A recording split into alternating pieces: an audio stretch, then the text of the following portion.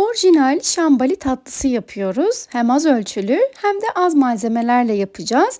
Lezzeti ve görüntüsü gerçekten muhteşem oluyor. Dondurma ya da kaymakla servis edebilirsiniz. Gerçekten lezzeti efsane. Sizleri bekletmeden hemen yapımına geçiyorum. Uygun bir kabın içerisine 1 çay bardağı toz şeker ve 1 çay bardağı sütü alıyorum. Ama sütü öncesinde cezveye alıp iyice ısıtıyorum.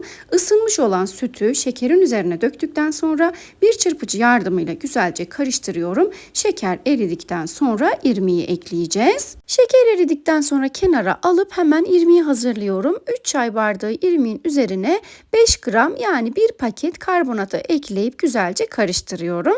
Daha sonra bu irmiği sütün içerisine, şekerli sütün içerisine alıp kaşıkla güzelce karıştırıyorum. İyice yedirmemiz gerekiyor.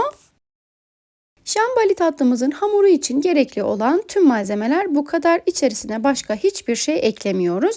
Bu malzemeleri güzelce karıştırdıktan sonra üzerine hava almayacak bir şekilde kapatacağız ve buzdolabında 3 saat kadar bekleteceğiz. Dilerseniz bir gece öncesinden yapıp sabaha kadar da buzdolabında dinlendirebilirsiniz. Üzerini hava almayacak bir şekilde kapatmanız önemli çünkü kurumaması gerekiyor.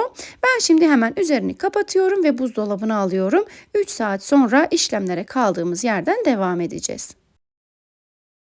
3 saat kadar buzdolabında dinlendirmiş olduğum irmiğin üzerine açıyorum ve artık yoğurmaya başlayacağım. Hemen sizlere kıvamını göstereyim.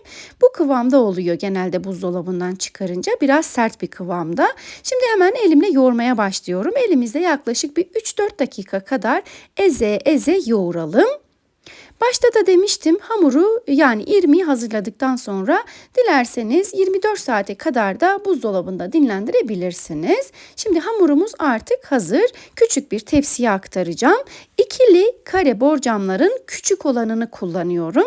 Hamuru tepsiye aldıktan sonra elimle düzeltiyorum. Her tarafına eşit bir şekilde yayalım. Hamura bastıra bastıra tepsiye yaydıktan sonra bir hamur kartıyla da düzeltiyorum. Daha sonra bir bıçak yardımıyla dilimliyorum. Dilimlerini istediğiniz büyüklükte ayarlayabilirsiniz. Hamuru dilimledikten sonra üzerine badem yerleştireceğim. Dilerseniz fıstık da kullanabilirsiniz.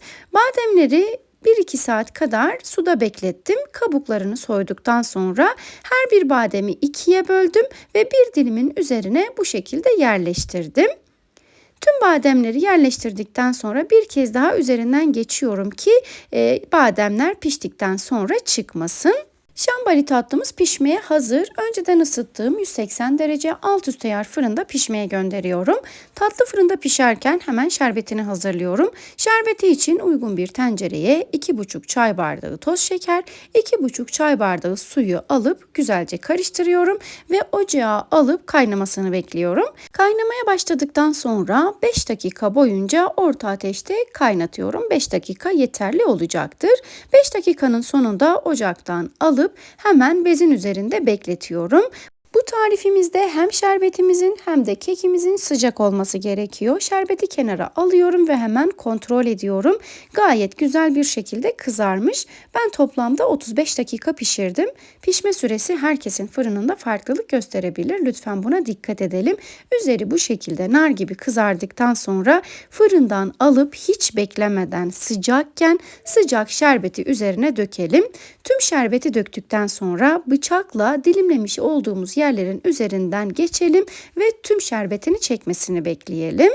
Tüm şerbetini çektikten sonra buzdolabında da şöyle 1 saat kadar üzeri kapalı bir şekilde dinlendirdim ki tam kıvamını bulsun ve şimdi sizlere son halini göstereceğim. Tek kelimeyle muhteşem oldu. Hem kıvamı hem lezzeti hem de görüntüsü. Bunu evde yaptığınıza kimseyi inandıramazsınız. O kadar bu tarifime güveniyorum. Bu az ölçülü tarifi de hiçbir yerde bulamazsınız. Bu benim kendi tarifimdir. Dilimleri de yine ortadan ikiye bölüp arasına dondurma ya da kaymak yerleştirip kapatın ve servisini o şekilde de yapabilirsiniz. Muhteşem olur. Bugün sizlere az ölçülü ve az malzemelerle orijinal şambali tatlısı hazırladım. Bu tarifimi şimdiden yapıp deneyecek olanlara afiyet şifa olsun.